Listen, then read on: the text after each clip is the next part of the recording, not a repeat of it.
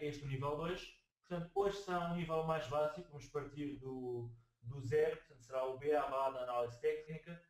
Muitos de vós já devem usar a análise técnica para tomar decisões de investimento, muitos outros não devem usar.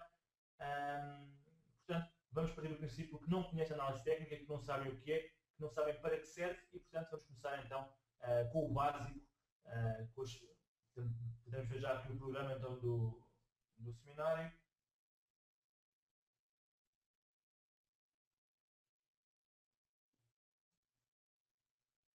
Portanto, começaremos com os fundamentos da análise técnica, em que é que se baseia a análise técnica e para que é que serve. Depois, um pouco da teoria de Dow, portanto, o fundador, o pai da análise técnica, também o fundador do índice Dow Jones, muito negociado por parte dos nossos clientes. Também, depois, a construção dos gráficos, como é que é feita. A parte do price action, portanto, a análise gráfica, a análise do preço. Depois, padrões de reversão, padrões de continuação de tendência e, por último, indicadores técnicos, sendo que no segundo seminário, no outro que decorrerá em novembro, iremos então dar estratégias de negociação, a maior parte delas com base em indicadores técnicos. Portanto, hoje será apenas uma revista rápida pelos indicadores técnicos, os principais indicadores categorizados, portanto, divididos por categorias, e depois então no segundo seminário vamos juntar indicadores de várias categorias para formarmos estratégias de trading que nos vão então permitir entrar e sair do mercado de forma mais mecânica, que é essencial para termos sucesso nos mercados. Portanto, ter um sistema de trading mecanizado, sempre disciplinados e aliar a isso também a gestão do capital, a gestão do risco da nossa carteira. Para quem chegou mais tarde, vi que entretanto se conectaram aqui mais cerca de 60 participantes nestes 2 minutos. Portanto, pedi só que escrevessem OK na janela de chat, caso me estejam a ouvir e a ver o ecrã em perfeita condições, peço desculpa. E também que poderão usar a janela de chat para colocar dúvidas, questões que tenham em relação ao seminário.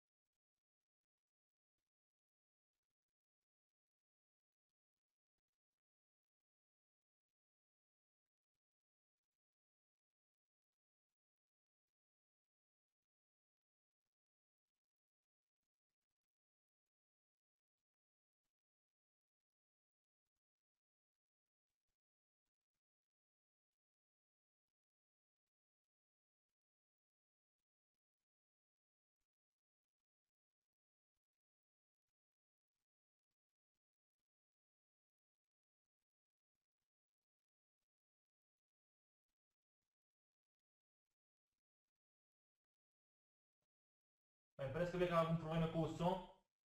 Penso que já estará resolvido.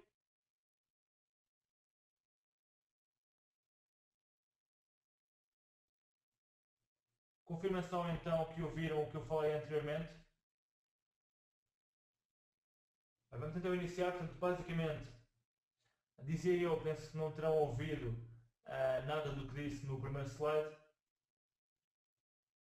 Havia aqui algum problema com o som. Portanto, basicamente, o analista técnico acredita que tudo o que pode influenciar o mercado, ou seja, informação económica ou financeira, informação política e social, está incorporado no preço e, portanto, tudo o que é necessário é estudar o comportamento do preço.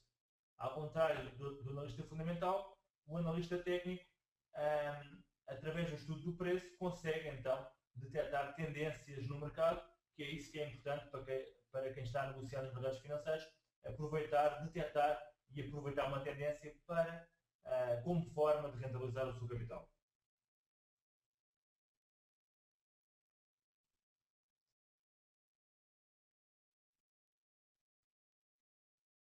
Dizia eu então há pouco, penso que não tenham ouvido, o comportamento do mercado inclui principalmente duas fontes de informação disponível, o preço e o volume. Portanto, se virem um gráfico, no eixo das ordenadas terão o preço, no eixo das abscissas terão então a data a que diz respeito o preço e também poderão acrescentar o volume, que é muito importante para confirmar entradas de posições, também breakouts, como iremos ver mais à frente, de figuras técnicas, etc. Portanto, é um indicador também muito usado como confirmação de movimentos. Por outro lado, a análise técnica é uma ferramenta baseada em estatística, portanto, baseada em probabilidades, não é uma ciência exata, não é a solução de todos os nossos problemas, mas é sim um método de auxílio para quem negocia nos mercados financeiros e, portanto, deverá ser aliado a outros métodos de análise, como por exemplo a análise fundamental, seminário esse que irá ser dado amanhã, portanto, quarta-feira, pelo meu colega Pedro Santos, análise fundamental, análise macroeconómica aos mercados, que deverá complementar a análise técnica quando um investidor tem que tomar uma decisão de investimento. Dizia eu há pouco que a adoção de um sistema de trading de forma mecânica e também a disciplina aliada à gestão de risco, ou seja, a gestão de capital, são condições necessárias para ter sucesso nos mercados financeiros. Não basta saber análise técnica, não basta saber análise fundamental, é preciso ser disciplinado e ter um sistema de trading mecanizado. Se não quiserem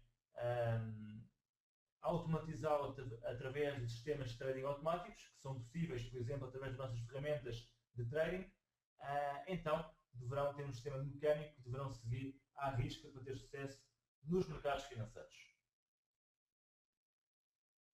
Dizia eu, portanto, que a análise técnica não é a solução dos problemas, portanto, não é uma bola de cristal, não conseguimos adivinhar, prever o futuro com a análise técnica, conseguimos sim, com base em probabilidades e de forma mais ou menos concreta, determinar ou poder determinar com alguma exatidão os movimentos de mercado. E para isso teremos que estudar o passado e tentar extrapolar o que aconteceu no passado no futuro.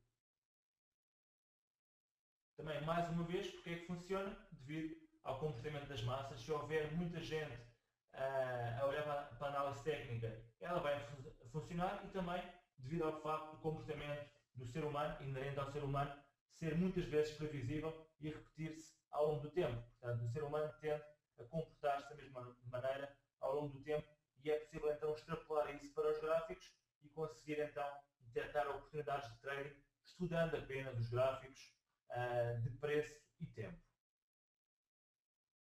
Como é óbvio, a análise técnica não é uma maneira de atingirmos a riqueza rápida, portanto não é o santo grau. Vantagens da análise técnica.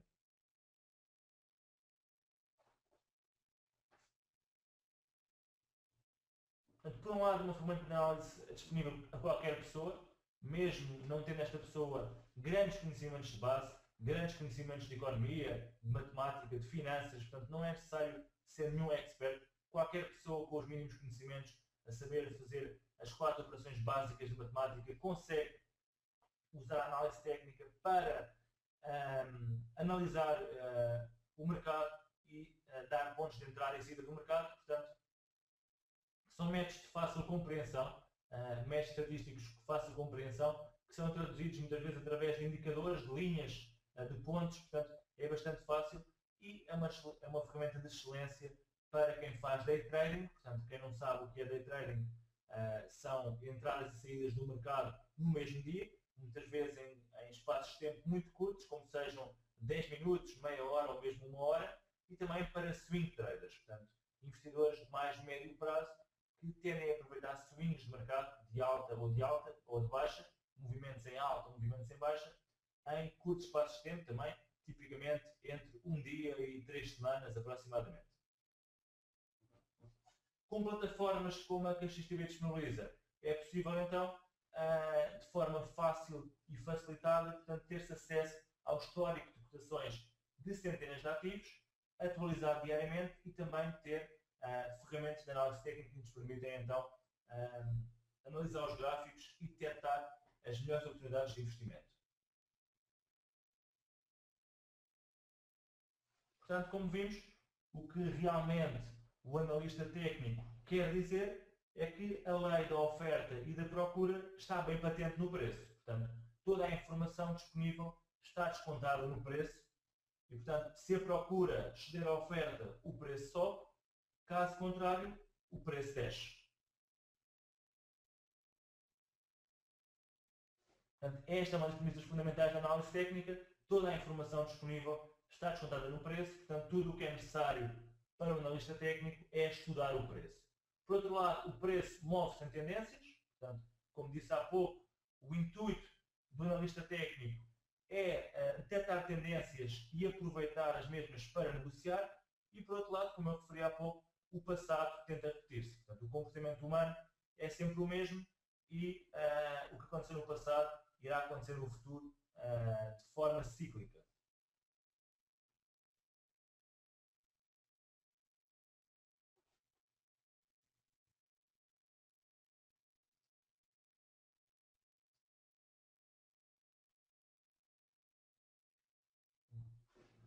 Portanto, esta frase significa que uma tendência em movimento é mais provável de continuar o seu movimento do que inverter. Portanto, isto para que tenhamos atenção que muitas vezes não vale a pena estar a tentar adivinhar topos de mercado, tentar ir contra a tendência, portanto apanhar facas em queda, por assim dizer. Devemos sim aproveitar a tendência principal. Se a tendência principal é de subida, não vamos tentar estar a adivinhar inversões de tendência, vamos sim aproveitar a tendência para negociar a favor dela. Em relação à apresentação, pergunta-me aqui se é possível disponibilizar. Eu pedi então que depois, no final do seminário, enviasse um mail para nuno.melo@xtb.pt. Quem quiser a apresentação poderá pedi-la, enviando então um e-mail, ou então enviem mesmo para sales@xtb.pt e poderão então ter a apresentação em PDF.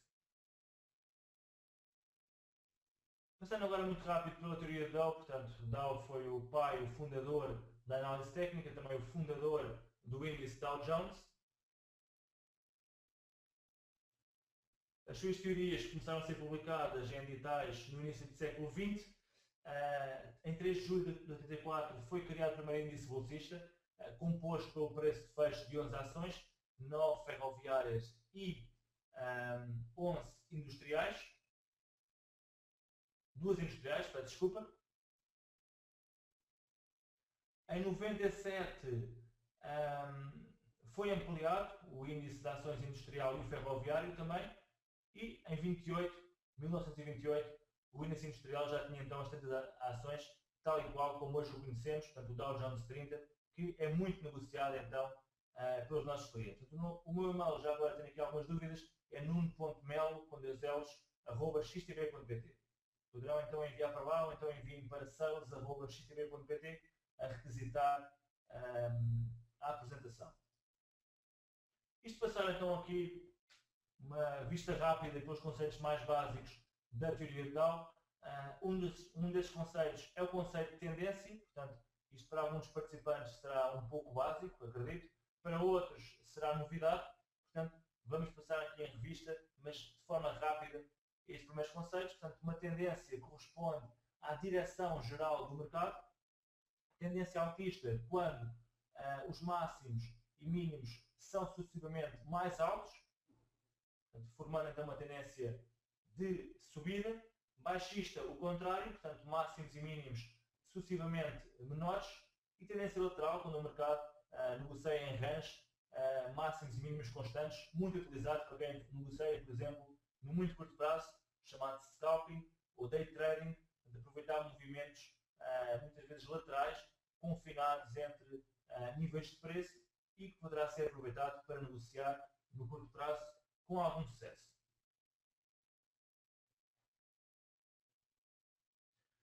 Por outro lado, Dow considerou que uma tendência era composta por três partes. A tendência primária, de duração nunca inferior a um ano. A duração secundária, entre 3 semanas a 3 meses. E a de curto prazo, inferior a 3 semanas. Portanto, quem faz swing trading situa-se mais ou menos entre investidores de curto prazo e também tendência secundária. Aqui temos um exemplo bastante interessante em que poderemos ver os conceitos de tendência. Portanto, temos uma tendência primária ascendente. Esta tendência que é composta por todo este movimento altista, que se inicia aqui em julho de 96. Tendência primária ascendente, portanto, com máximos sucessivamente maiores. Reparem.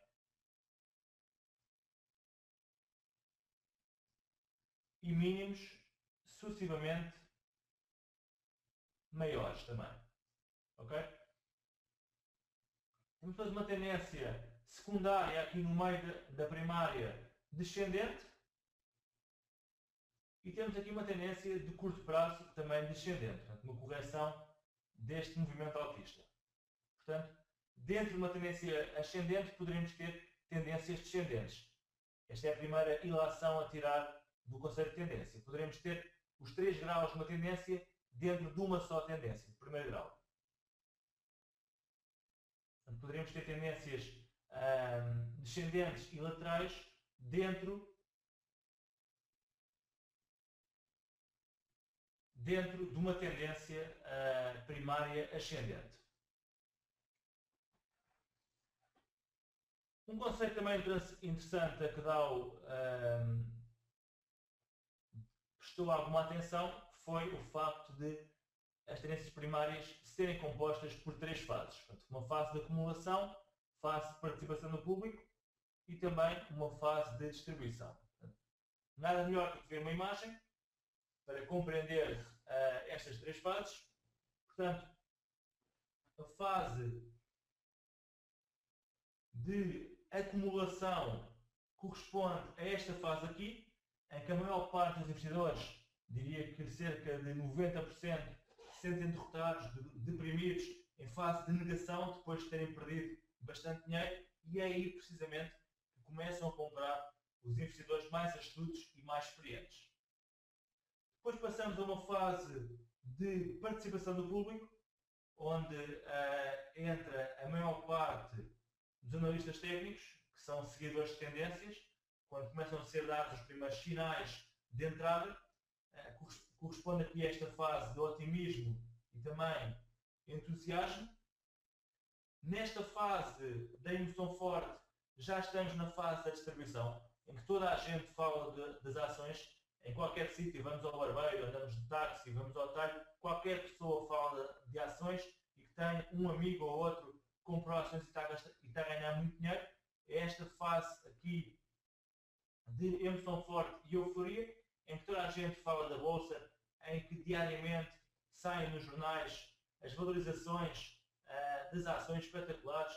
No telejornal ouvimos a dizer que ações como o BCP dispararam 7% nesse dia. Portanto, é o ponto de risco máximo e é também nessa fase de distribuição que começam a sair os investidores mais astutos, que entraram aqui quando todos os outros se sentiam derrotados e em fase de negação.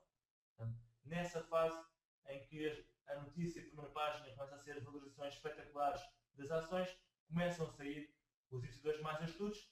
Depois começa a haver alguma ansiedade quando começam a sair as primeiras más notícias e a começar a haver correções. Depois a negação, não, eu não vou sair da posição, vou aguentar, isto é apenas uma correção, vou aproveitar para reforçar a posição. Depois de reforçarem, começam a ter medo porque o mercado continua a cair. Depois o desespero, o pânico. Nesta fase do pânico começam a vender as posições e o lado comprador começa a ser encontrado então pelos investidores mais experientes e então retomamos novo ciclo de esperança, alívio, otimismo, etc. Portanto, esta é uma imagem que espelha bem a forma como funcionam os mercados financeiros, também como funciona um pouco da psicologia humana.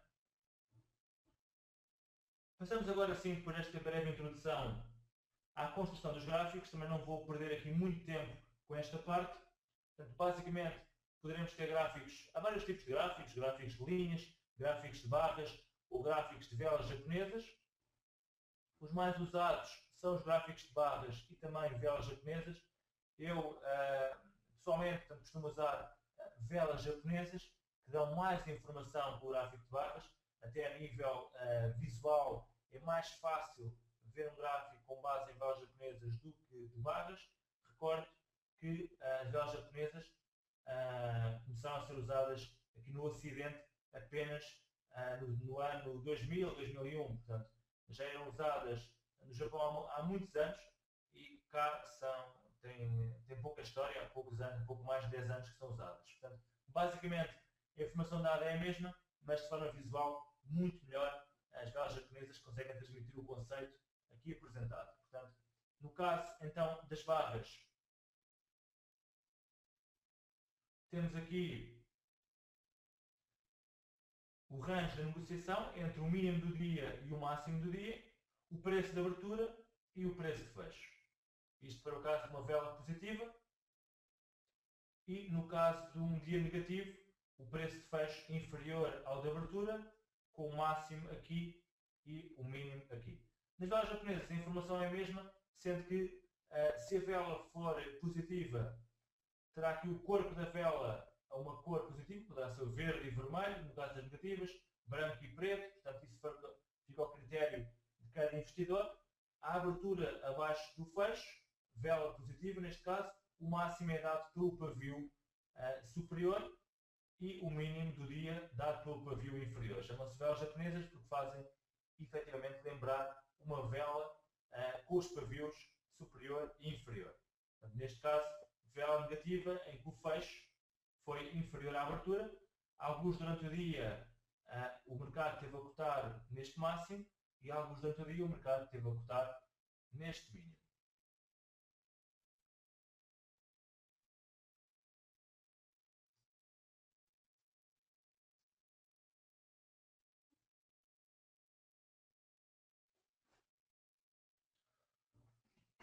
Outro conceito importante que devemos ter em atenção é aqui as escalas usadas nos gráficos. Portanto, na escala aritmética, cada unidade de preço é equidistante no eixo das ordenadas, portanto no eixo dos Y. A escala aritmética é muito útil quando o preço varia pouco, ou seja, quando o papel, neste caso a ação, varia em range e também para trading de curto prazo. E por outro lado temos depois a escala logarítmica que mede o movimento dos preços em termos percentuais. Ou seja, a distância de 2 dólares para 4 dólares é a mesma distância de que 4 dólares para 8 dólares. Portanto, é um aumento percentual, neste caso de 100%. A distância em escala logarítmica é a mesma. A escala logarítmica deverá ser mais útil em análises de longo prazo, já que coloca em perspectiva as subidas e quebras acentuadas nos preços. Por outro lado, as linhas de tendência, que é um conceito que iremos ver um pouco mais à frente, tendem a ser mais fiáveis em escala logarítmica. Por outro lado, quando comparamos movimentos de preço de diferentes ativos, portanto, poderão ser ações, faz mais sentido se o fizermos com base nas variações percentuais do preço do que numa escala linear, como é o caso da escala aritmética. Passamos agora então aos gráficos semanais e mensais, portanto, de forma simples também, uma análise de mais macro tendências de mais longo prazo deverão ser usados gráficos com time frames, portanto, com horizontes temporais mais alargados, neste caso semanais ou mensais. Um gráfico semanal poderá dar-nos informação até 5 anos e um gráfico mensal até 20 anos de negociação. Portanto, também aqui de salientar que os sinais técnicos mais fortes, alguns dos quais iremos ver já hoje, são dados nos gráficos de mais longo prazo, ou seja, gráficos semanais e também mensais. Terceira parte do nosso seminário aborda então o Price Action, portanto, o estudo do gráfico em si. Tenho aqui uma pergunta, e o gráfico diário?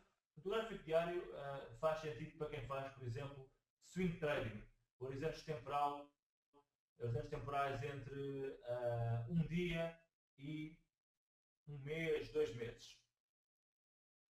Okay? Para quem investe no mais longo prazo, até 3 meses, faz sentido usar o gráfico diário. Para quem investe no mais longo prazo, superior a 3 meses, fará mais sentido usar o gráfico semanal. E para quem investe no muito, muito longo prazo, então o gráfico mensal. Pedem-me aqui então para passar ao slide anterior. Em relação à apresentação, como referi há pouco, poderão então pedir para nuno.melo@xtv.pt ou então para sales, penso que será mais fácil, sales, S-A-L-E-S, @xtv.pt, pedir esta apresentação. Passando então ao Price Action. Em relação aos gráficos da plataforma, são gráficos aritméticos, sendo que algumas plataformas também permitem pôr em gráfico logarítmico. Esta é uma frase muito conhecida, portanto, trading is simple, it's just not that easy. Portanto, fazer trading, negociar é bastante simples, mas não é assim tão fácil quanto isso. Do trading, a negociação é simples, mas a maneira de o fazer não é assim tão fácil quanto isso. Ok, agora dos conceitos importantíssimos, vamos então entrar no Price Action.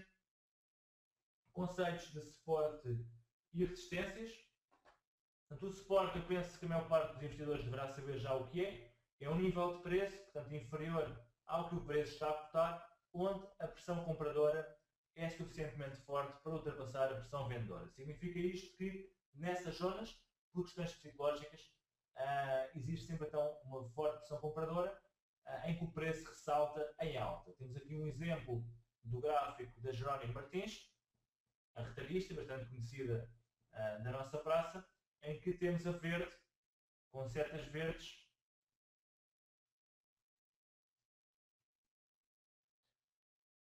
zonas de suporte, pontos de toque na zona de suporte, que fizeram ressaltar o preço. Portanto, a zona de suporte neste caso são 10,84, penso eu, não consigo ver bem.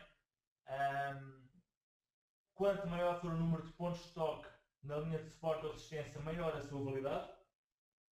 Portanto, quanto maior também for o volume na zona de suporte e resistência, maior a sua validade.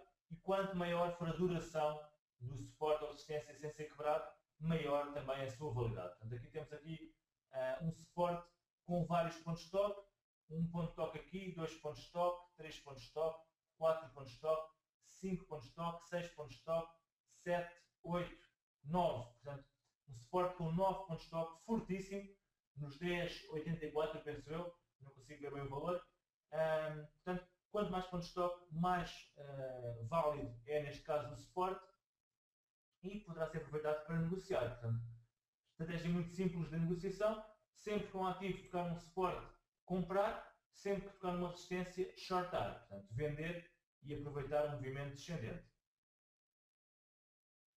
Depois de quebrado aqui estas zonas de 12,22, que era uma resistência, aqui no passado reagiu em baixa nesta zona, resistência quebrada, inverte papel e passa então a suporte, funcionando agora como suporte por pelo menos 3 vezes.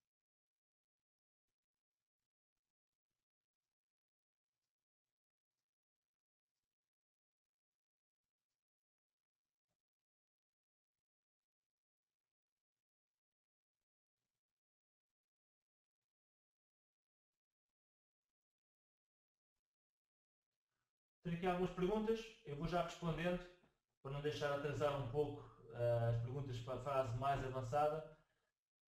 As decisões tomadas com base em gráficos semanais são válidas para gráficos diários?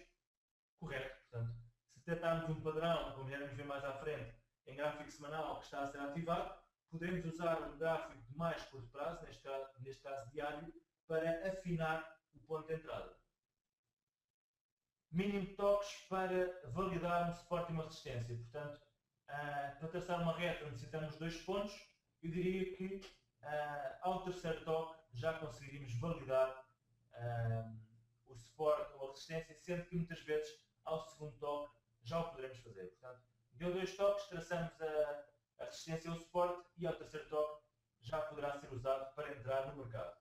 Neste caso temos aqui uma resistência nos 12,22, como vimos há pouco, peço desculpa, estou sempre aqui a passar o gráfico para trás. Temos também aqui a resistência dos 13,60, em que o gráfico também tocou aqui por 1, 2, 3 vezes, quando finalmente foi quebrado, reparem, passou a suporte. Portanto, resistência, resistência, resistência, quando finalmente é quebrado, portanto não há resistências nem suportes infalíveis, quando finalmente é quebrado, passa a suporte e reparem, reagiu então aqui em alta, depois neste suporte mais tarde.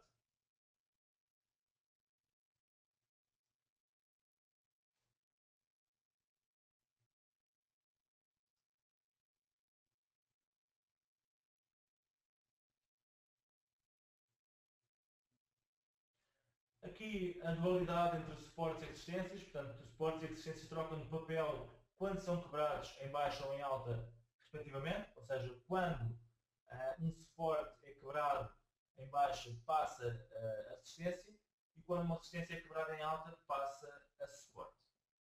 Reparem aqui, vamos dar aqui um exemplo muito rápido, isto é um conceito que penso que seja simples. Temos aqui este suporte nesta zona, não foi quebrado, o mercado reagiu em alta, encontramos resistência, shortámos, reagiu em baixa, neste suporte aqui poderíamos ter comprado, mas o que acontece é que ele quebrou em baixa, portanto este suporte passou então a resistência. Isto é um exemplo para as ações da Microsoft.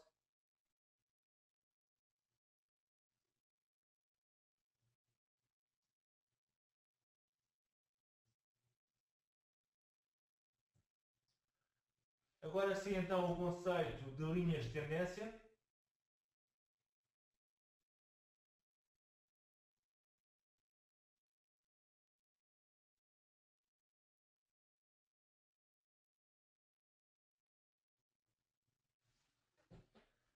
Tenho aqui uma pergunta pertinente de um participante. Quando é que podemos dizer que um suporte ou uma resistência foi quebrada? Normalmente, o analista técnico usa um critério dual de tempo e preço. Portanto, ou esperamos por uma quebra efetiva através de 3 dias de negociação abaixo do suporte ou resistência, ou então um critério de preço. Portanto, uma quebra, por exemplo, de 3% acima ou abaixo do suporte ou da resistência, respectivamente.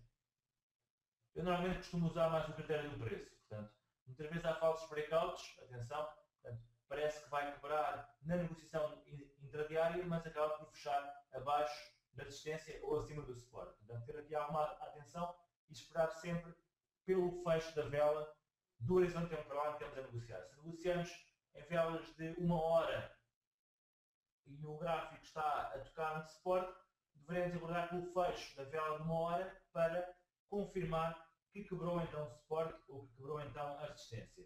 Se negociarmos, fazemos swing trading, portanto, horizontes temporais um pouco mais alargados, entre 1 dia e 3 meses, então usamos o gráfico diário e deveremos aguardar pela quebra do suporte de resistência no gráfico diário, uma quebra de 3% em alta ou em baixa, ou então 3 dias ou 2 dias a negociar acima do suporte ou abaixo da resistência para confirmar a sua quebra, para então depois entrar no mercado.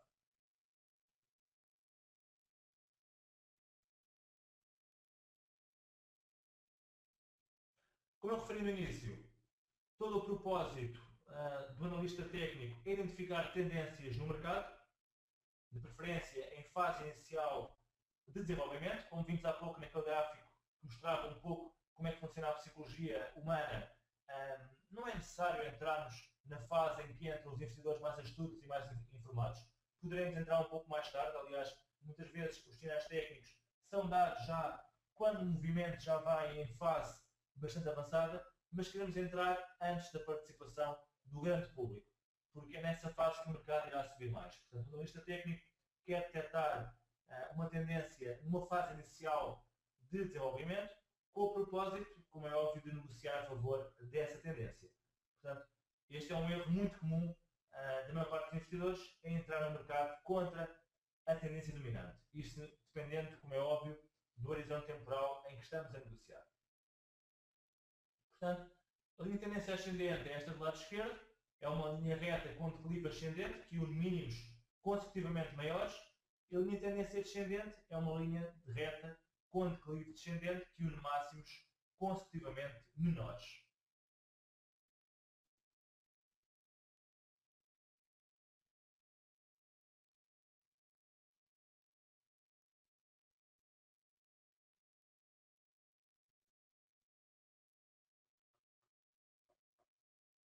As linhas de tendência, como referimos há pouco, tal como os suportes, poderão ser traçadas com 2 pontos de toque ou com 3 pontos de toque.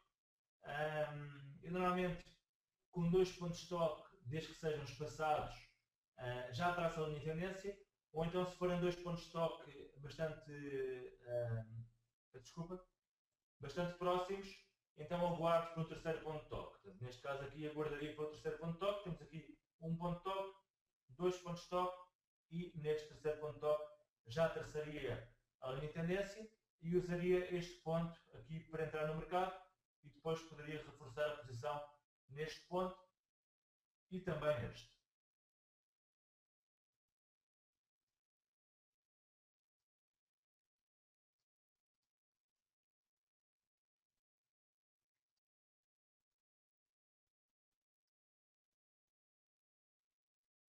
Portanto, enquanto a linha de tendência não for quebrada, ajudamos a determinar áreas de compra e de venda numa tendência ascendente ou descendente.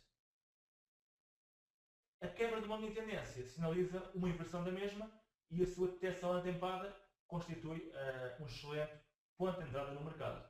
Portanto, mais uma vez, o breakout de uma linha de tendência, a sua quebra, deverá ser confirmada pelo fecho da tabela diária, neste caso é o gráfico do S&P 500, portanto do índice americano. Estamos a negociar em gráfico diário, deveremos aguardar a sua quebra, a confirmação pela quebra, pelo fecho da tabela diária, e portanto, mais uma vez, uma penetração intradiária não garante a quebra efetiva de uma linha de tendência, ou então do suporte ou de uma resistência.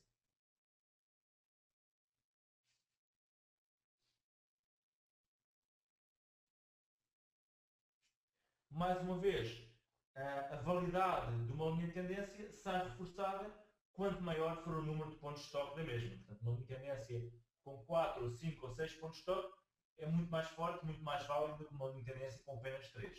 Okay? Portanto, regra geral, utiliza então os 3 pontos de toque para traçar uma linha de tendência. A não ser que sejam 2 pontos de toque bastante espaçados, que não era o caso do exemplo que vimos anteriormente.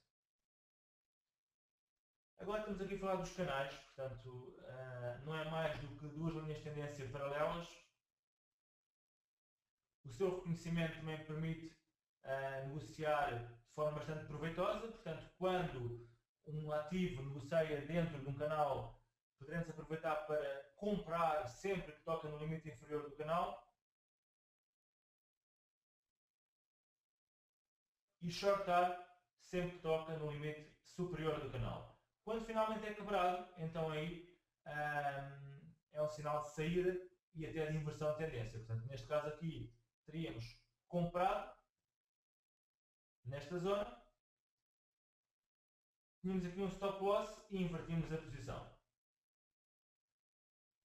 O target teórico é dado pela altura do canal. Portanto, neste caso, que é um exemplo do euro-yen, portanto a moeda europeia, o euro, contra o iene japonês, em gráfico de 4 horas, o target é dado pela altura do canal, 339 pips, que projetado no ponto de breakout, portanto no ponto onde quebrou o canal, do preço que quebrou o canal, dá-nos então o target teórico, peço desculpa, dá-nos então o target teórico da quebra deste canal, neste caso 339 pips. O PIB, para quem não sabe, é a mais pequena unidade de variação no preço de um ativo financeiro.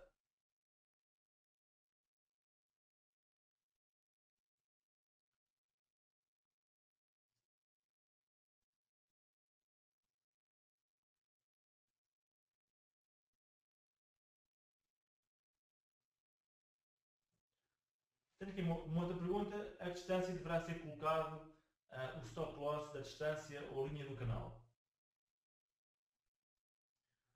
Eu, nesse caso, para colocar o stop loss, costumo usar o ATR, portanto, que é o indicador de volatilidade. Iremos ver mais à frente, será, penso eu, a última coisa que iremos ver nesta apresentação.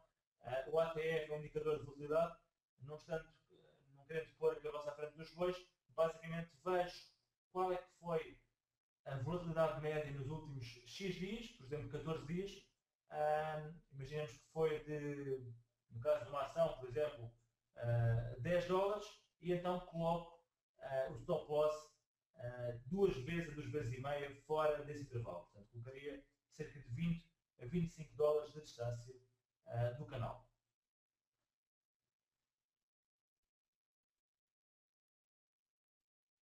Os dias de reversão também são muito usados para detectar inversões de tendência. Acontecem tipicamente em topos ou fundos de mercado. Para quem usa, por exemplo, velas japonesas, e recordo que poderão usar um dos nossos seminários para ter mais conhecimentos sobre velas japonesas. Damos esse seminário todas as semanas, às 18 horas, um seminário sobre velas japonesas, e é muito útil para detectar sinais de inversão de tendência. Neste caso, estamos a falar dos dias de reversão, os top reversal days ou os bottom reversal days. Acontecem, neste caso, os top reversal days em tendências altistas, quando é estabelecido um novo máximo, mas o fecho da vela diária acaba por ser negativo. Reparem aqui.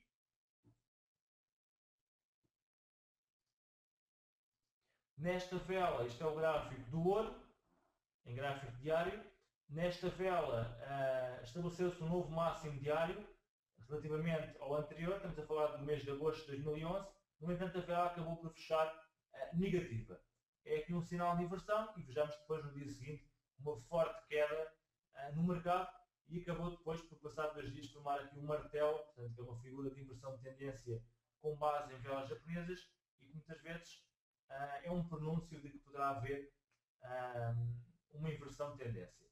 Eu tenho aqui um cliente com problemas no som, penso que seja um caso isolado, correto? Tenho aqui uma outra pergunta, o som está ok? Se pode usar os sinais de inversão no gráfico semanal e mensal? Como eu referi há pouco, quanto mais alargado for o prazo de negociação, mais fiável é um sinal de análise técnica. Portanto, os dias de reversão, ou os sinais de inversão, ou os martelos, os hanging man, que é outro padrão de inversão, os bullish engulfing pattern, os bearish engulfing pattern, tudo isto padrões de inversão, são muito mais fiáveis quanto mais dilatado for o horizonte temporal. Portanto, são mais fiáveis num gráfico diário do que num gráfico horário, são mais fiáveis num gráfico horário do que num gráfico de 15 minutos e são mais fiáveis num gráfico semanal do que num gráfico diário, por exemplo.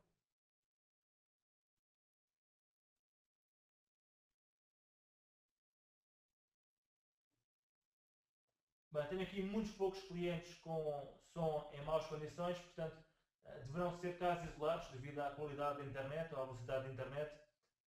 Os restantes, a grande maioria, e hoje temos casa cheia, temos mais de 400 pessoas a assistir, estão com boa qualidade de som, portanto deverá ser realmente um caso isolado. Avançando,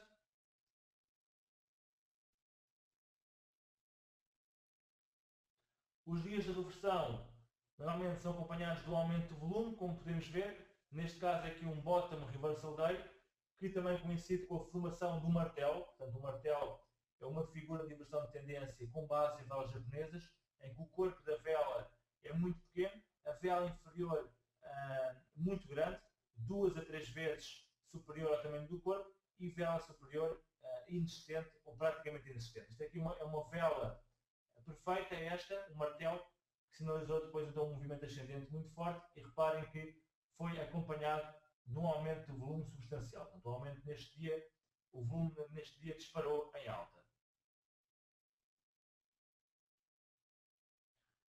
E também tenho aqui um investidor um pouco mais avançado neste momento que nos diz que este martelo corresponde também a um duplo fundo com esta vela daqui. Portanto, temos aqui um suporte nesta zona, já agora, nos 26 dólares por onça de prata, que depois então fizeram aqui um duplo fundo juntamente com esta vela que foi feita em dezembro.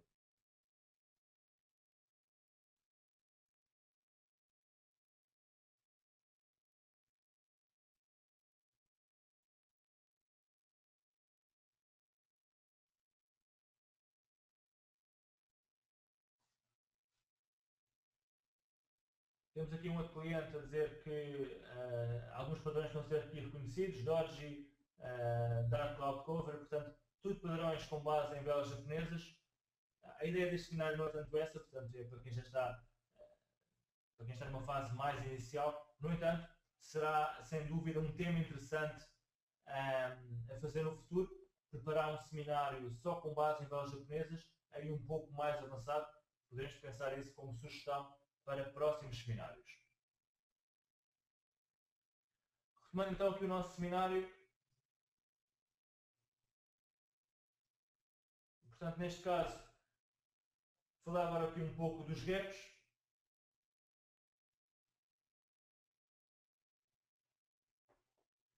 Os gaps, basicamente, muitos devem ter ouvido falar sobre isto e não sabem o que é. O gap é uma área vazia num gráfico onde não ocorreu qualquer negociação. Poderá ter sido motivado por notícias que saíram durante o período de fecho de uma bolsa, acontecimentos inesperados no mercado, como sismos,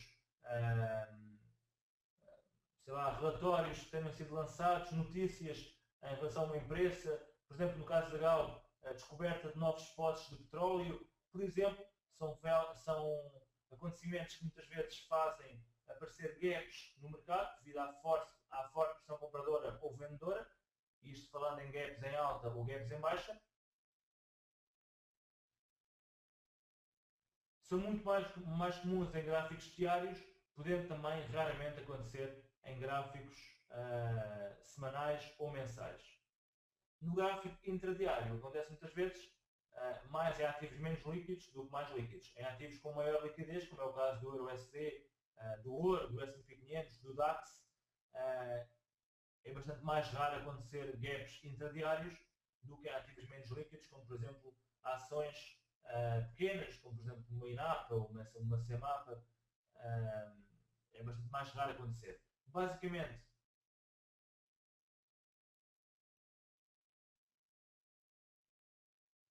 existem três tipos de gaps.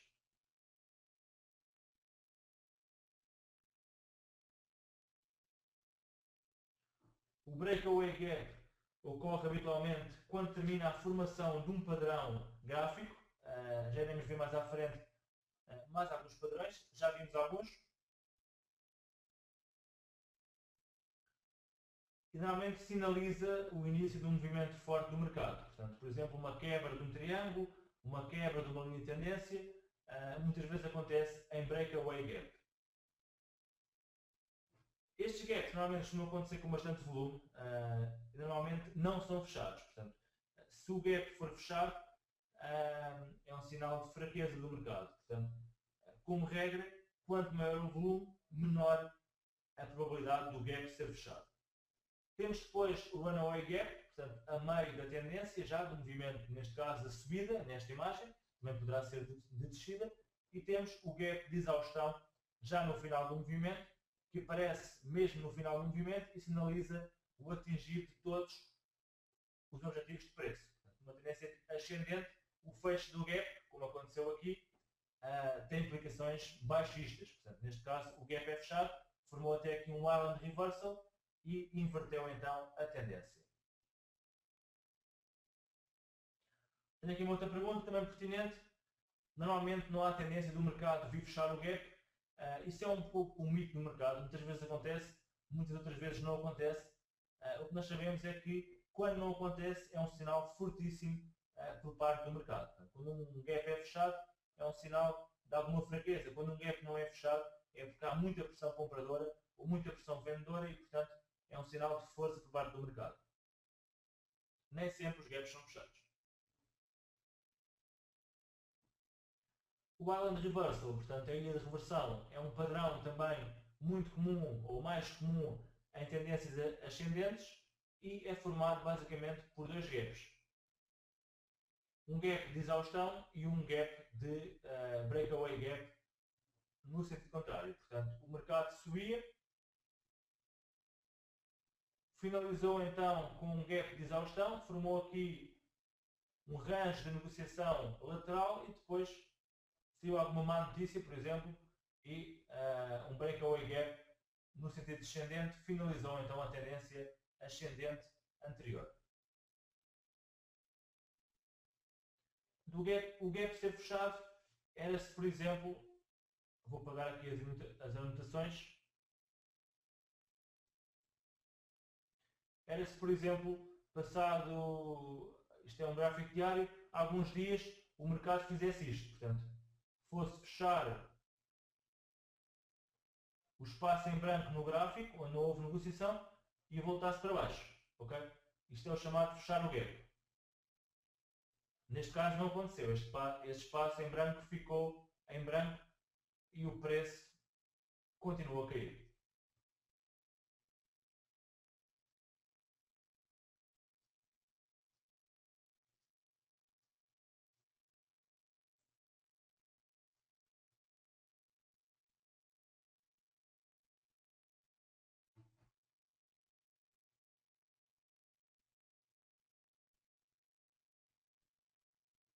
Tenho aqui uma pergunta, aliás, uma constatação de um participante, e muito bem, o gap do lado fechou, portanto este gap aqui foi fechado.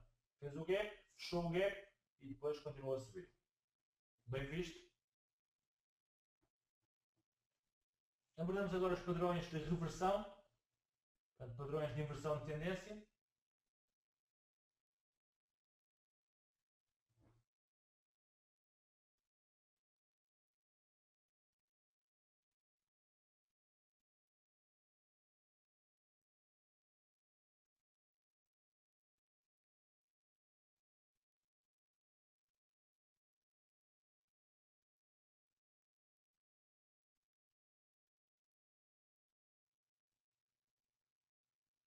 Esta primeira premissa é bastante óbvia, portanto, um pré-requisito para qualquer padrão de inversão é a existência de uma tendência anterior, como é óbvio. Portanto, para haver uma reversão de tendência, deverá haver uma tendência anterior em formação. Como vimos anteriormente, o primeiro sinal de inversão de tendência é muitas vezes dado pela quebra de uma linha de tendência. Quanto mais amplo for o padrão de inversão, maior o movimento subsequente. Os padrões de topo, isto é importante, demoram menos tempo a formar-se e são mais voláteis que os de fundo. Tipicamente os padrões de fundo desenvolvem-se em intervalos de preço mais apertados e demoram muito mais tempo a formar-se que os de topo e também o volume é mais importante nos padrões de topo. Vamos aqui abordar apenas alguns padrões de reversão, os mais importantes. O Head and Shoulders, e não é o shampoo, é mesmo um padrão de inversão de tendência. O HIS também poderá ser invertido, como iremos ver.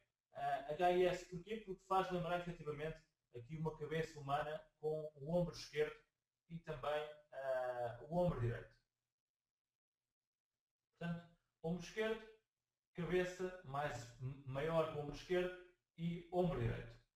A neckline, esta linha, une os mínimos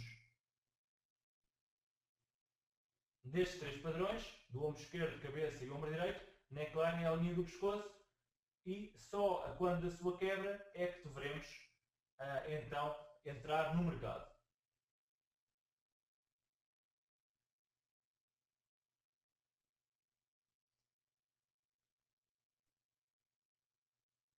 Tenho aqui alguns participantes que pediram para passar ao slide anterior. Vamos aqui apenas aguardar então alguns segundos para que possam ler.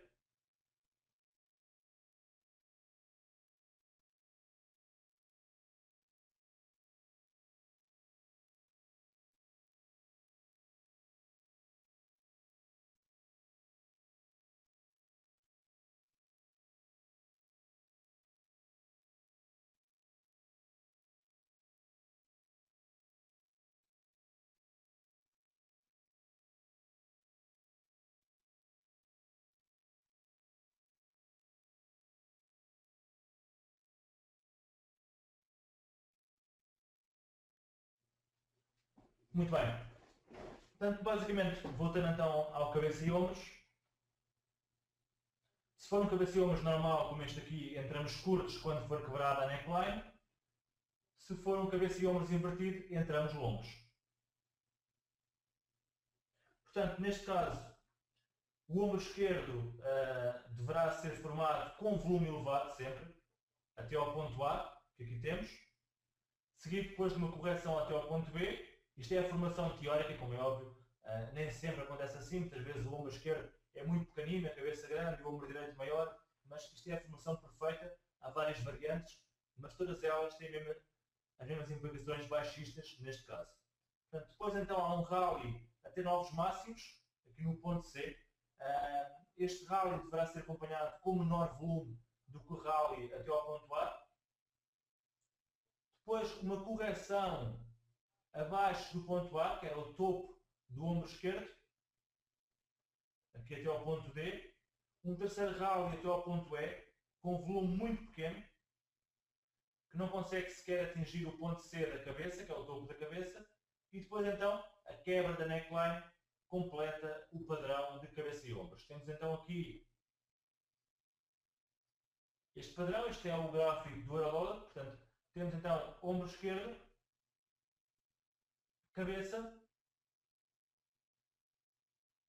e depois ombro direito. A neckline, não consigo bem que seja 1,42,90. A neckline nesta linha azul que aqui está, que une estes mínimos. Quando é quebrada, entramos curtos. Mais uma vez aqui se aplica o critério de quebra efetiva de uma linha de tendência, de um suporte ou de uma resistência. Portanto, devemos aguardar pelo critério dos 2 dias de fecho abaixo ou acima da linha de referência, ou então o critério dos 3% do preço abaixo ou acima da linha de referência. Neste caso temos aqui até um cabeça e ombros, portanto, dentro da própria cabeça. Portanto, aqui um reparo feito por um participante, tem aqui um cabeça e ombros dentro da própria cabeça, reparem. Portanto, que foi ativado nesta zona. Bem visto também, obrigado. Portanto, neste caso, não sei se conseguiram ver, eu vou fazer mais uma vez. Temos dentro da cabeça, que é todo este padrão, temos um cabeça e ombros. Ombro esquerdo, cabeça, ombro direito, que foi ativado nesta zona e que deu origem a um movimento de queda bastante grande.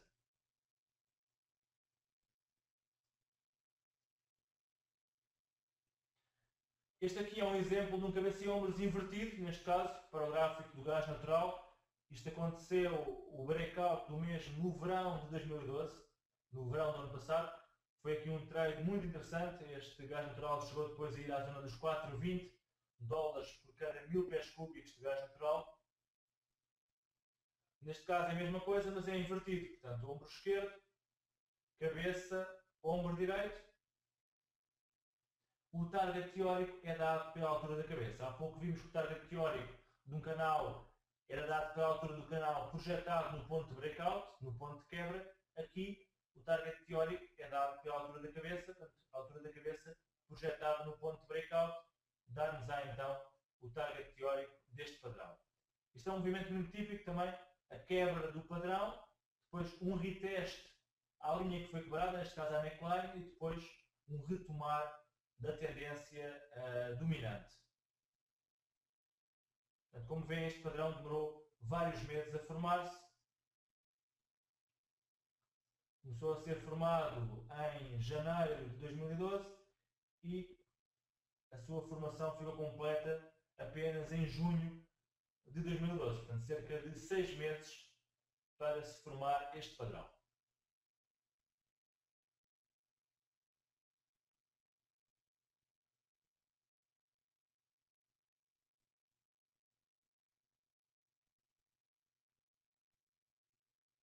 Temos também aqui um cliente a dizer que no retest a neckline formou aqui um bullish engulfing pattern, não é verdade? Temos aqui, portanto, isto é um pouco mais avançado.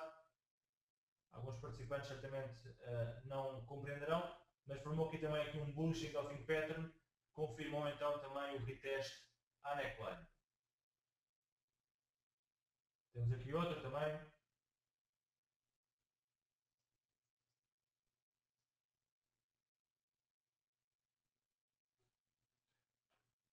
Portanto, temos também aqui agora a variação de um cabeça e ombros, portanto, fundos triplos ou topos triplos, basicamente não é mais do que uma zona de suporte, no caso dos triplos fundos, onde o mercado reagiu 3 vezes. O target teórico é dado pela altura deste padrão também, isto é mais do mesmo, não tem muito a saber. Também topos e fundos duplos, neste caso temos aqui um duplo topo.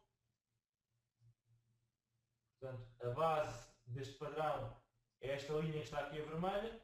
A altura do padrão são 152 pips. Quando o padrão é quebrado em baixa, quebra a sua base, então dá-nos o ponto de entrada, cujo o target teórico neste caso foi atingido.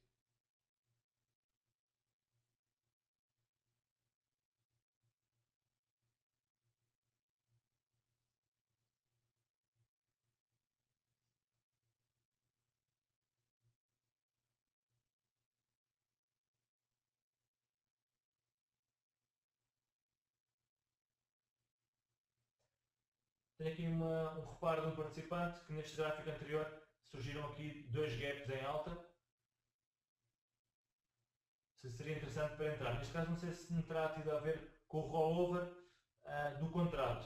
Portanto é uma questão que teria que ser vista. De qualquer maneira,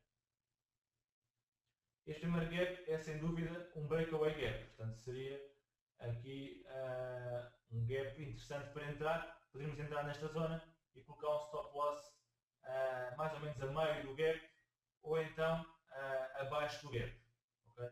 Caso o mercado fosse fechar o gap.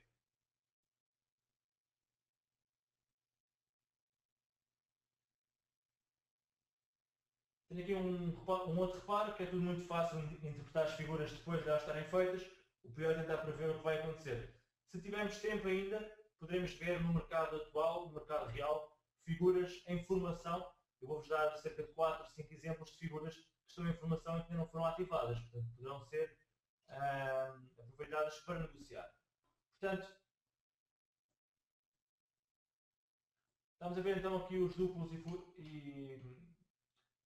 os topos e fundos duplos, já vimos. Neste caso, duplo fundo também. Gráfico do Eurocad.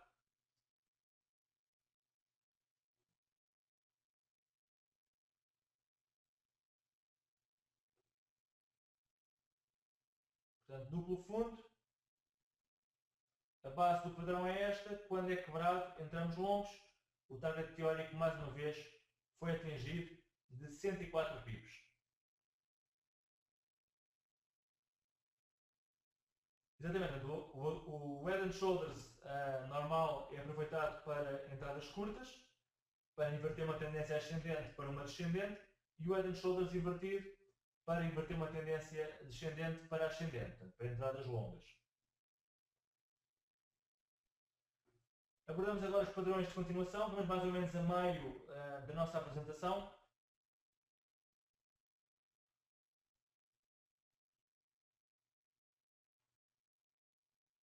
Vamos abordar agora os padrões de continuação de tendência.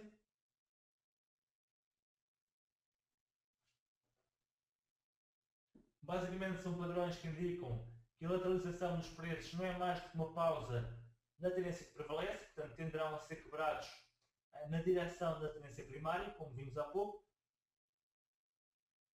Portanto, se aparecem numa tendência ascendente, deverão ser quebrados em alta. se aparecem uma tendência descendente, deverão ser quebrados em baixa. Demoram bastante menos tempo a formar-se que os padrões de reversão. Portanto, hoje vamos abordar três tipos de padrões: triângulos, bandeiras e também cunhas.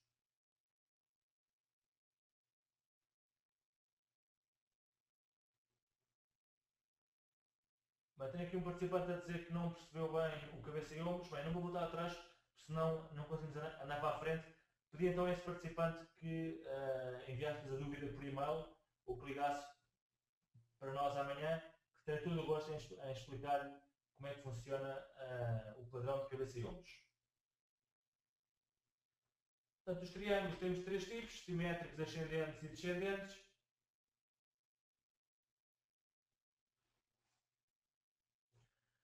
Para a formação do triângulo deverá ter 4 pontos de toque, no mínimo.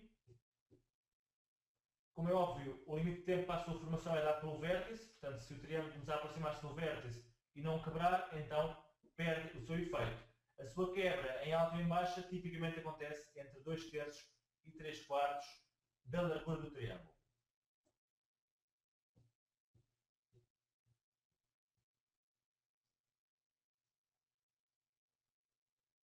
Portanto, o triângulo, neste caso simétrico, é acompanhado de uma diminuição de volume que aumenta quando o preço quebra o triângulo em alta. Portanto, a tensão desta figura de continuação do triângulo poderá ser usada para negociar ou dentro do triângulo, comprando junto à base e shortando junto ao limite superior, ou então, de forma mais conservadora, aguardar pela quebra do mesmo para entrarmos então, neste caso, longos no mercado.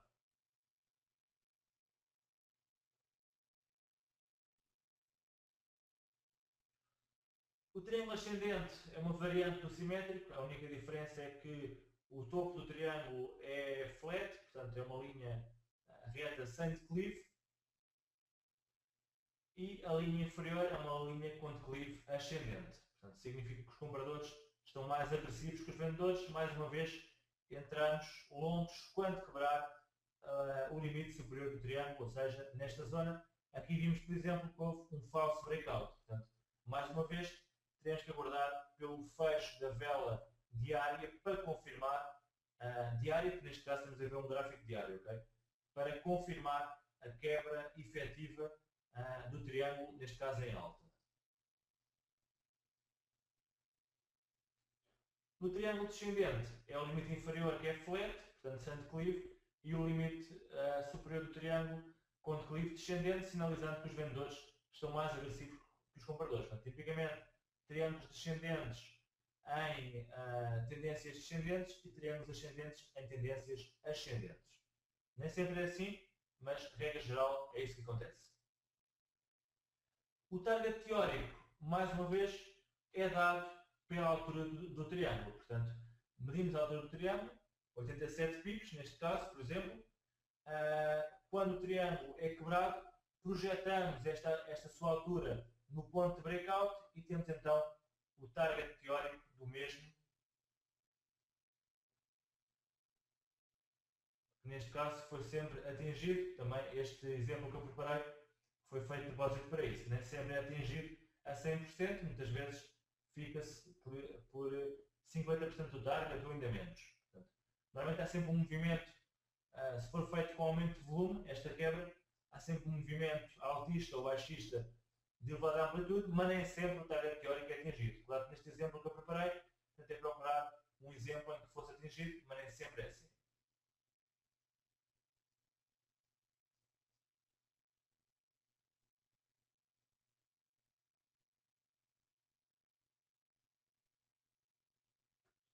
Portanto, mais uma vez digo que quem quiser esta apresentação poderá enviar um e-mail para sales@xtb.pt a pedir a mesma. Tenho aqui, é verdade, um triângulo que quebrou em sentido inverso ao esperado, que é este aqui, portanto, tendência de alta. Em princípio, este triângulo deveria ser quebrado em alta, ou seja, continuar a tendência dominante, mas foi quebrado em baixa. Portanto, mais uma vez digo que a análise técnica não é uma ciência exata.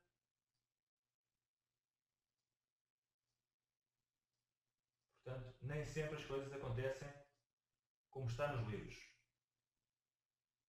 As flags ou bandeiras são pausas em movimentos dinâmicos de mercado.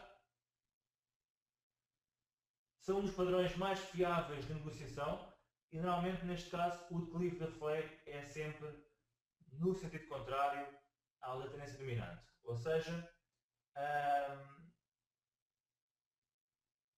flags descendentes em tendências ascendentes e flags ascendentes em tendências descendentes. E a sua quebra é feita na direção da tendência dominante. Portanto, neste caso, o mercado estava a subir, consolidou em flag durante algumas horas, estamos a ver um gráfico horário, quebrou então em alta na direção da tendência anterior, sendo mais uma vez que o target é dado pela altura da flag, projetando a mesma no ponto de breakout, ou seja, no ponto de quebra. Portanto, definição de PIB, tenho aqui uma dúvida.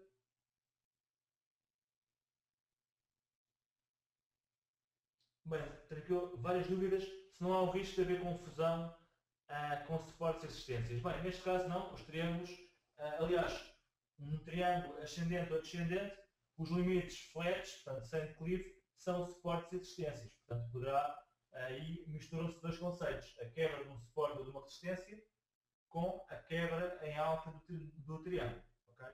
Portanto, aqui temos uma resistência e quando o preço quebra o triângulo, quebra também a resistência. Portanto, é uma dupla quebra. E aqui temos um suporte. Mais uma vez, quando o preço quebra o triângulo, quebra também o suporte.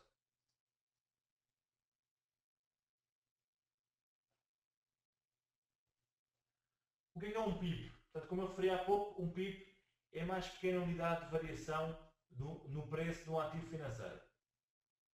No caso do Forex, por exemplo, será a quarta casa decimal, mas depende do ativo em questão. No caso do ouro, que tem duas casas decimais, será a casa das centésimas. Portanto, depende do ativo em questão. No final tenho ali uma lista de livros que poderão ser interessantes, depois poderão ver.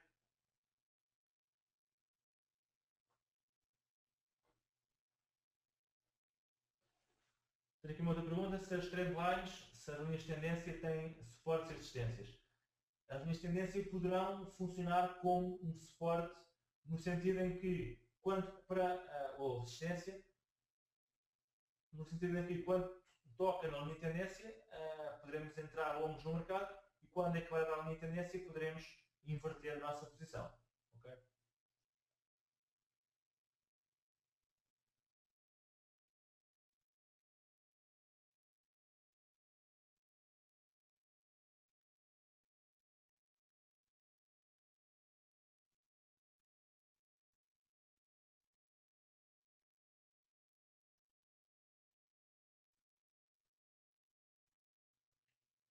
Tenho aqui uma outra pergunta, se os triângulos só servem para continuação de tendência. A maior parte das vezes sim, diria que 90% das vezes sim. Muitas vezes um triângulo também poderá ser um sinal de inversão de tendência em casos muito específicos. Por último, as cunhas, portanto, as wedges, que são triângulos, são como fazer triângulos simétricos, mas com inclinação. Portanto, mais uma vez, inclinação descendente são bullish, portanto, implicam quebras em alta. Inclinações descendentes, aliás, ao contrário, ascendentes bearish e descendentes bullish. Temos aqui mais um exemplo prático, neste caso para o par cambial euro-franco suíço.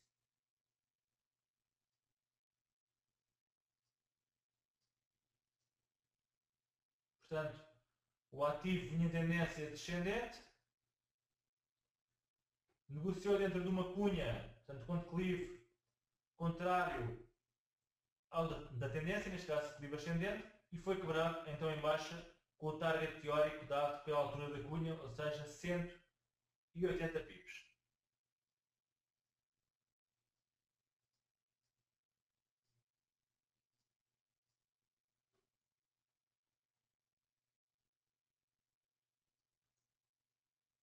Sim, o wedge ou pennant é a mesma coisa. É o mesmo nome.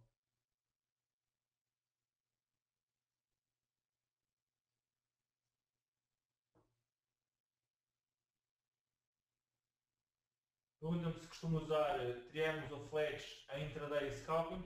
Sim, são indicadores muito usados também, mesmo no intraday. Quanto maior for o horizonte temporal, no entanto, maior a sua validade, como é óbvio. Isto aplica-se a tudo a análise técnica. Quanto mais dilatado for o horizonte temporal,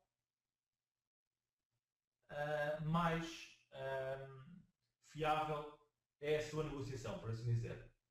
Em relação a indicadores técnicos, temos 4 grandes tipos de indicadores: indicadores de tendência, indicadores de momento, indicadores de volume e indicadores de volatilidade. Mas indicadores são muitíssimos, há centenas de indicadores para todos os gostos.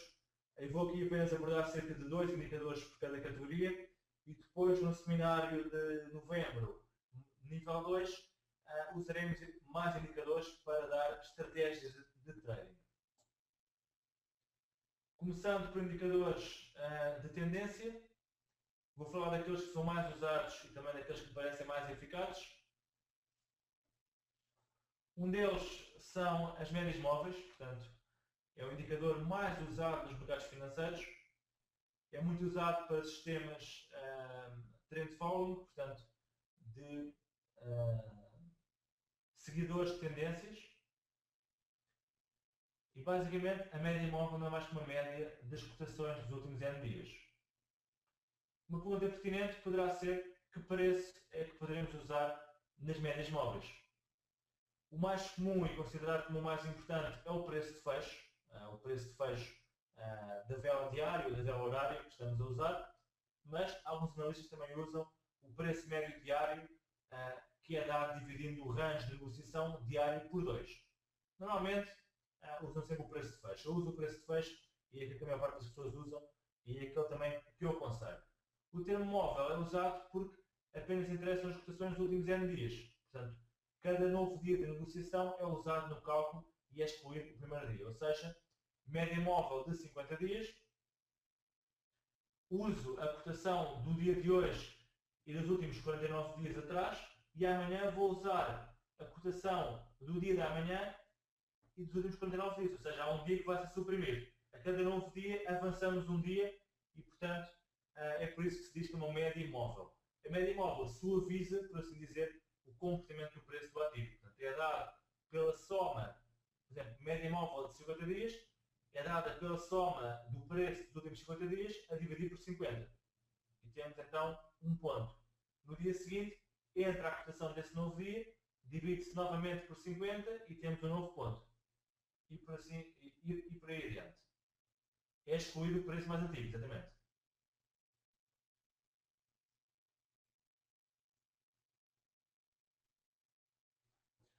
Tenho aqui uma outra pergunta. Qual a média móvel que eu recomendo? Se média móvel simples, se exponencial? Isso é uma excelente pergunta e também uma das questões mais perguntadas pelos investidores. Eu acho que isso tudo depende do nosso método de trading e também do ativo em questão. Portanto, o cálculo simples é uma média móvel simples dos N períodos que queremos calcular e a exponencial dá maior peso, dá maior ponderação aos últimos dias ou períodos, neste caso, para generalizar, a que se refere.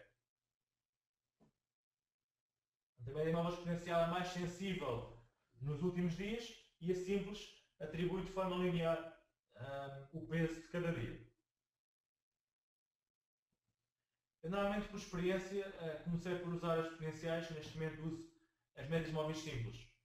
Mas isso tudo depende de cada investidor e também de cada ativo em questão. Em alguns ativos poderá funcionar melhor a exponencial, noutros a simples. Eu, por norma, costumo usar as simples. Tenho aqui uma outra pergunta. Qual é que é o horizonte temporal que podemos usar para a média móvel? Qual é que é o período, quero dizer? Já iremos ver isso mais à frente. Tenho um slide só sobre isso, já iremos ver. Portanto, Negociar com base numa média móvel é muito simples. Comprar sempre que o preço intercepta a média móvel em alta e shortar sempre que o preço intercepta a média móvel em baixa. Ou seja, neste caso, temos aqui um ponto de entrada curta no mercado, entrada short, o preço interceptou a média móvel em baixa, neste caso é a média móvel de 50 dias do S&P 500, do índice americano. Neste caso, entramos longos, o preço intercepta a média móvel em alta. Voltamos aqui a entrar curtos, o preço intercepta a média móvel em baixa. Aqui longos, aqui curtos, curtos, longos, curtos e por aí adiante. Muitas vezes vamos ter falsos sinais, portanto, entramos longos e o mercado acaba por descer. Portanto, isto é mais uma ferramenta de auxílio e não um método único de negociação. Okay?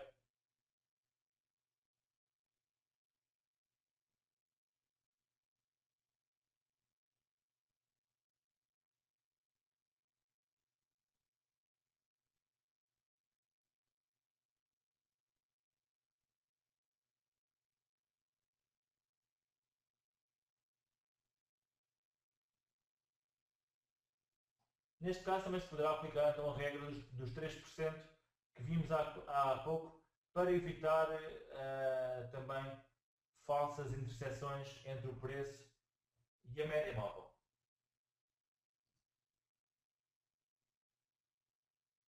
Aqui é um sistema de negociação com base em duas médias móveis, neste caso uma de 50 e uma de 200. Neste caso temos dois pontos de entrada.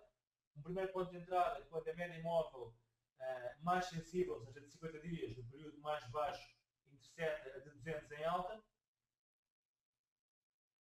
E poderemos ter um segundo ponto de entrada quando o preço intercepta as duas médias móveis em alta. Portanto, quem for menos conservador poderá entrar aqui nesta zona, quando o preço intercepta as médias móveis em alta. Quem for menos conservador, aguardar pela interseção da de 50 com a de 200. A mesma coisa em movimentos descendentes. Mais uma vez, média móvel de 50 a mais sensível a interceptar a média móvel de 200 em baixa, entramos curtos. E só saímos quando o contrário acontece. Portanto, entraríamos curtos aqui em novembro de 2007 e só sairíamos aqui em junho ou julho de 2009, ok? Quando a média móvel de 50 interceptou a de 200 em alta.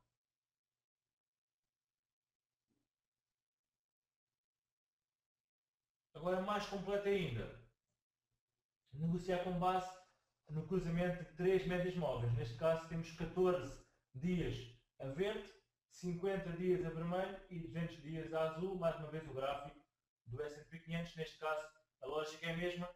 Entramos apenas quando as médias móveis se interceptam. Entramos longos quando se interceptam as três em alta.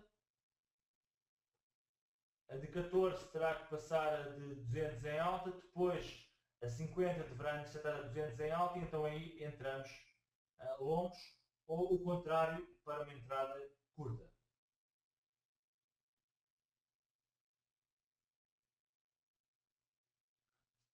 E temos também muitas vezes, aplicando aqui o conceito de média móvel ao conceito de suporte, média móvel a funcionar muitas vezes como suporte ou resistência.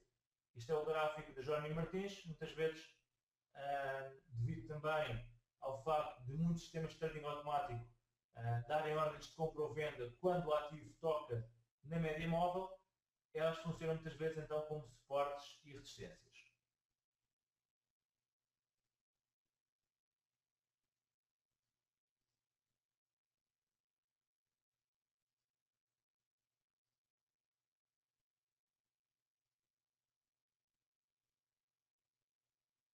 Aqui no gráfico de Jerónimo Martins é bem visível isso. Sempre que o preço tocava na média móvel de 50, reagia em alta. De vez em quando há aqui uns falsos breakouts. Quando o mercado lateraliza, um sistema tendencial, portanto, como é o caso das médias móveis, não funciona. As médias móveis funcionam muito bem em mercados em tendência. Quando o mercado está lateral, como é aqui o caso, vamos ter muitos falsos sinais. Quando o mercado está em tendência, que foi a maior parte do tempo, aqui no caso da retalhista, então as médias móveis funcionam bastante bem.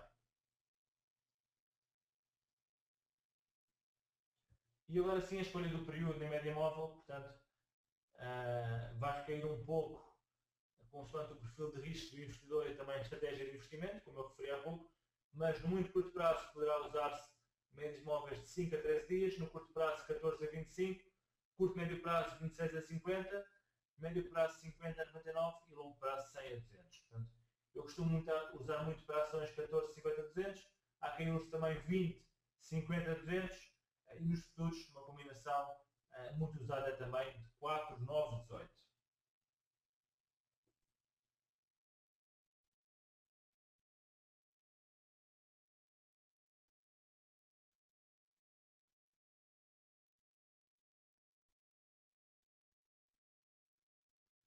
Tenho aqui uma pergunta, se a linha vermelha no gráfico de Jónio Martins é uma linha, é média móvel de 200 exponencial simples. Esta média móvel penso que seja de 50, é de 50 dias e não a 200. Eu penso que seja simples. Não tenho a certeza, mas penso que seja simples.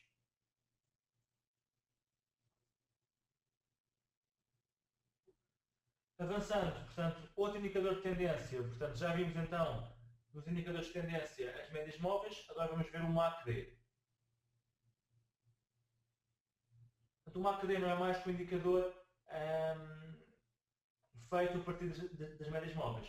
É um indicador feito a partir de duas linhas, portanto, uma linha é a diferença entre a média móvel de 26 dias exponencial e a média móvel de 12 dias. Peço desculpa. Exatamente.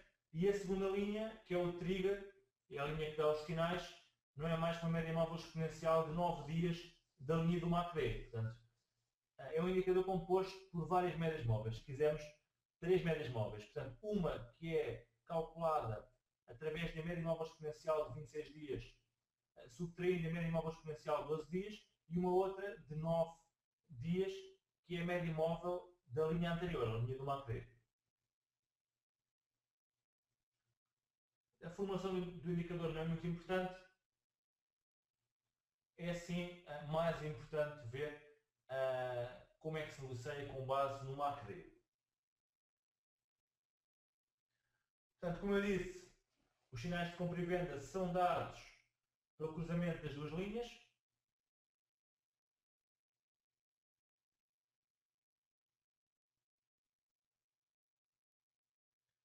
O cruzamento em alta, ou seja, da linha mais rápida do MACD com a linha mais lenta, dá um sinal de compra, e o cruzamento em baixa, um sinal de venda.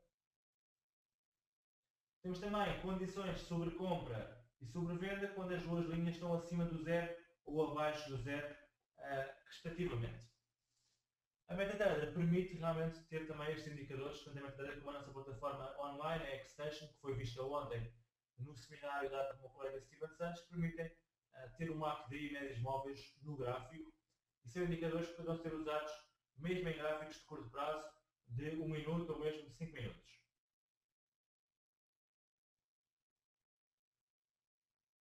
Condições de sobrecompra são quando os mercados estão já, como é que eu vou dizer, quando os níveis de preço atingidos estão já bastante elevados e é necessário de uma correção. Portanto, quando já houve um grande movimento ascendente e está quase esgotado o potencial de subida, diz que o mercado está em sobrecompra. Portanto, quando houve muita pressão compradora num dado momento, num dado período. Sobrevenda, quando houve muita pressão vendedora de forma rápida, o mercado encontra-se então em níveis que poderá ser encarado como interessante para comprar. Portanto, temos então aqui o que estamos a dizer, a média móvel, a linha do MACD a interceptar em alta o trigger, portanto a média móvel dessa linha do MACD em alta, sinal de compra, e o contrário, sinal de baixa. Portanto,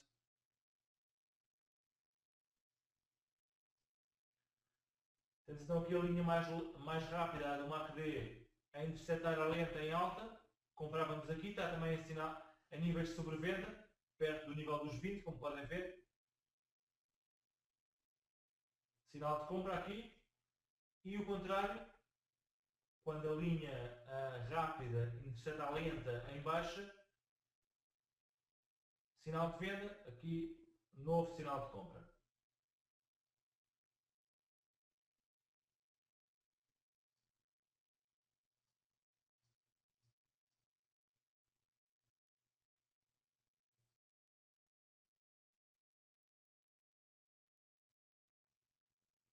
Os melhores sinais, como é óbvio, são dados quando este cruzamento é feito, no caso descendente, em sobrecompra, quando este cruzamento é feito nesta zona, bastante acima do nível do zero, ou quando o cruzamento, no caso de compras, é feito em níveis de sobrevenda, aqui abaixo dos zero, dos menos 20 aproximadamente.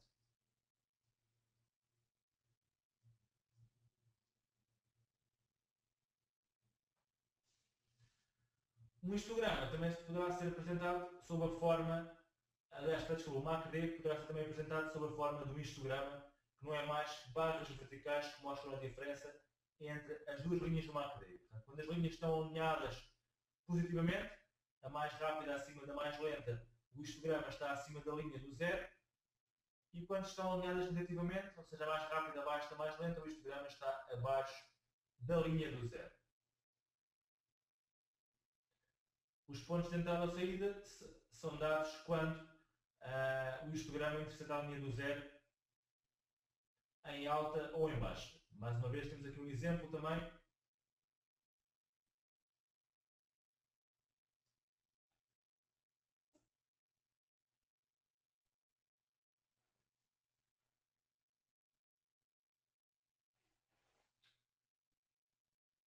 Outra maneira muito boa de negociar com base no MACD é aproveitar divergências. Portanto, as divergências normalmente acontecem entre o MACD e o preço.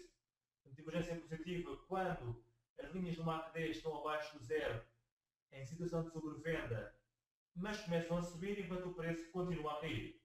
E negativa quando as linhas do MACD estão acima do zero em situação de sobrecompra, a começarem a descer, no entanto o preço continua a cair. Portanto, é um aviso da navegação, não é um sinal por si só de saída do mercado, mas é um aviso da navegação de que possamos estar perto ou perante uma inversão de tendência.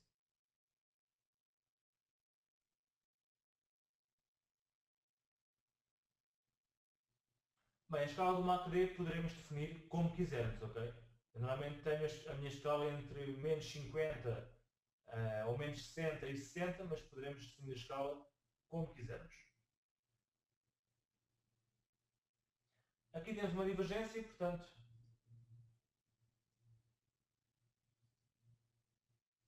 o preço a descer enquanto o MACD continuava a subir, sinal de que poderíamos estar perante uma inversão de tendência. Neste caso está o gráfico do ouro.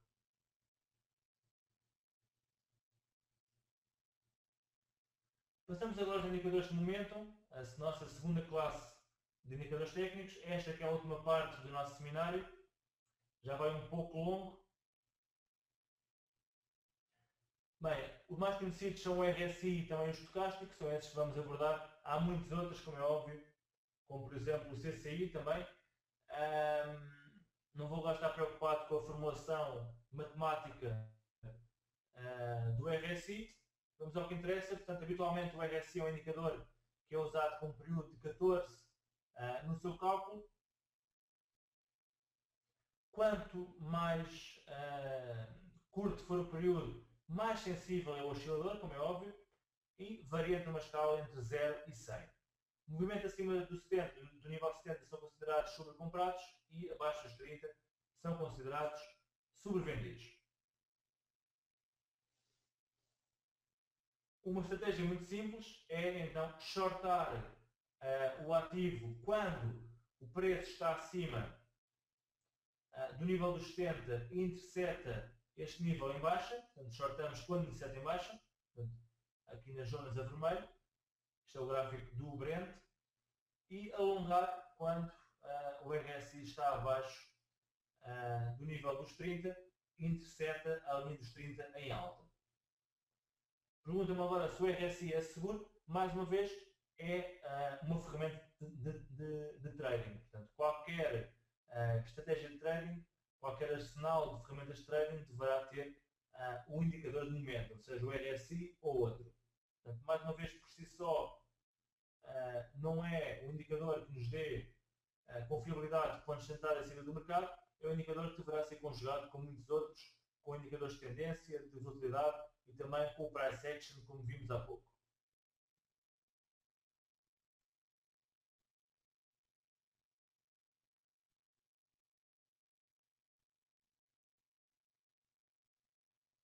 Bem, a estratégia é alongar o ativo quando o RSI está abaixo dos 30, preparamos para alongar. Mas só quando ele quebra a linha dos 30 em alta é que alongamos. É uma coisa ao contrário. Portanto, quando o RSI está acima dos 70, está em sobrecompra, e quando ele intercepta o nível dos 70 em baixa, shortamos.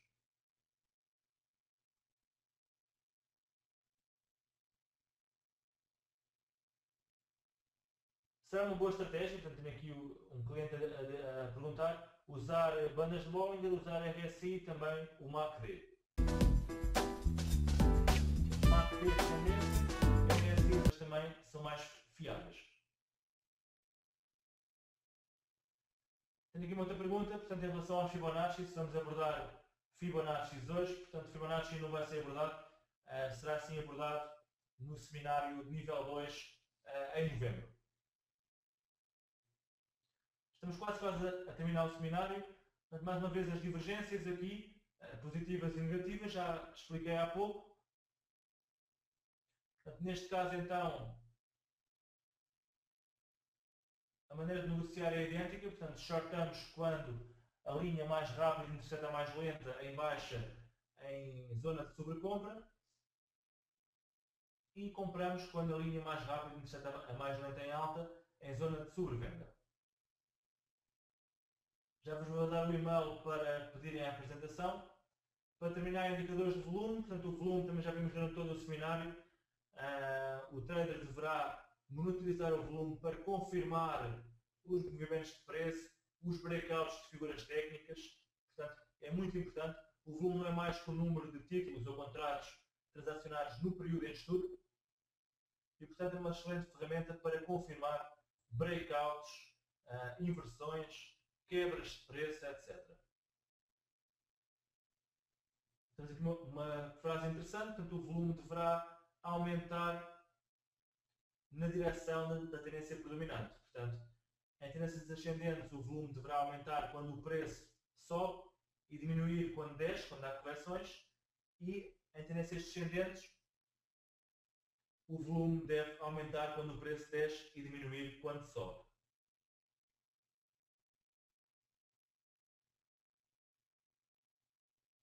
Aqui o exemplo da prata, portanto, reparem, aqui nesses meses de 2011, esta subida fortíssima da prata, que atingiu os 50 dólares por onça, o preço a subir muito, a ser acompanhado por um aumento também muito alto de volume. E aqui reparem também, conjugar tudo o que vimos hoje, portanto, a quebra de padrões a ser feita com um aumento de volume. Portanto, temos aqui a quebra deste triângulo, por exemplo, quando quebrou, o volume também aumentou, reparem.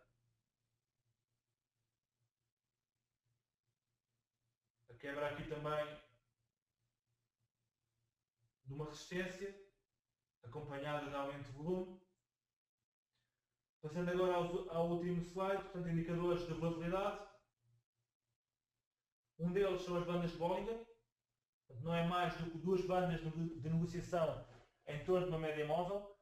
Habitualmente essas bandas são colocadas entre 1 a 2 desvios padrão. Eu costumo usar 2, que garantimos que 95% do price action, portanto, da negociação, está englobada dentro destes 2 desvios padrão.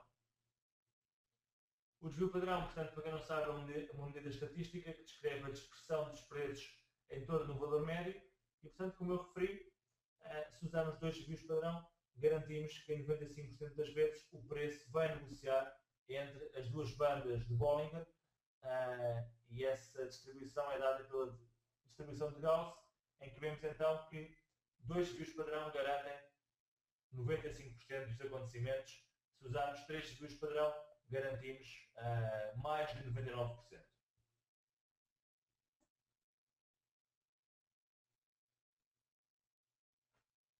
Portanto, Com as bandas de Bollinger consideramos que o mercado está sobrecomprado quando o preço toca na banda superior e sobrevendido quando toca na banda inferior. Estratégia de negociação: se o preço reagir em alta na banda inferior e cruzar com a média móvel de 20 dias, entramos longos, sendo o target a banda superior. Se o preço reagir em baixa na banda superior e cruzar com a média móvel de 20 dias, entra a curto, sendo que o target é a banda inferior.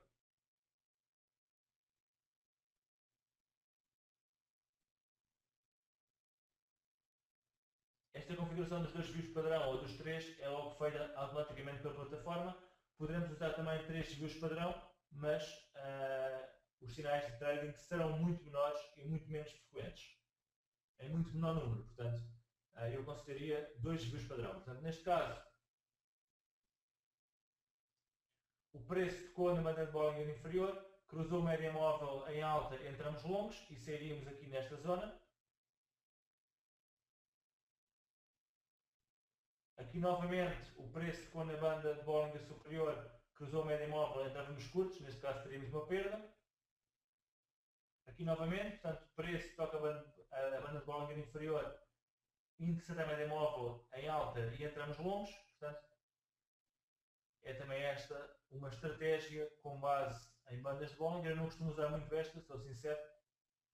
E para terminar então o nosso seminário, indicador de volatilidade, o ATR, que nos dá a volatilidade dos últimos N períodos. Portanto, eu há pouco referi que é uma boa ferramenta para a colocação de stop losses. Portanto, vemos qual é que foi a volatilidade nos últimos, por exemplo, 14 períodos de 30 minutos.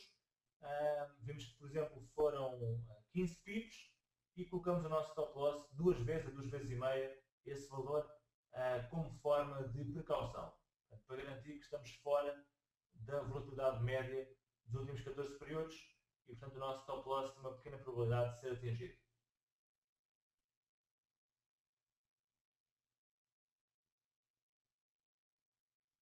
Sim, nas bandas de Bollinger, a média móvel é uma média móvel simples, de 20 períodos.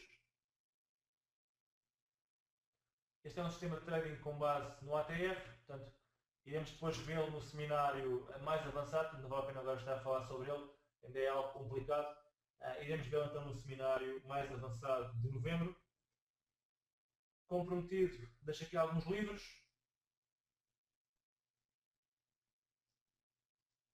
Que poderão ser interessantes para quem está a iniciar.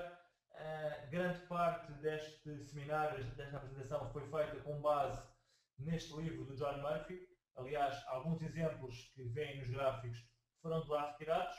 É um livro muito bom que eu aconselho vivamente. Aqui, ondas de Elliott.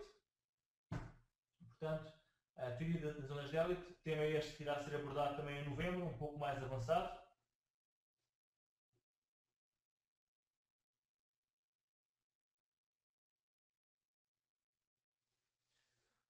Um dos melhores livros, a meu ver, a nível nacional, Ganhar em Bolsa, de Fernando Braga de Matos, e O Trader Disciplinado, também muito bom, do Mark Douglas. Portanto,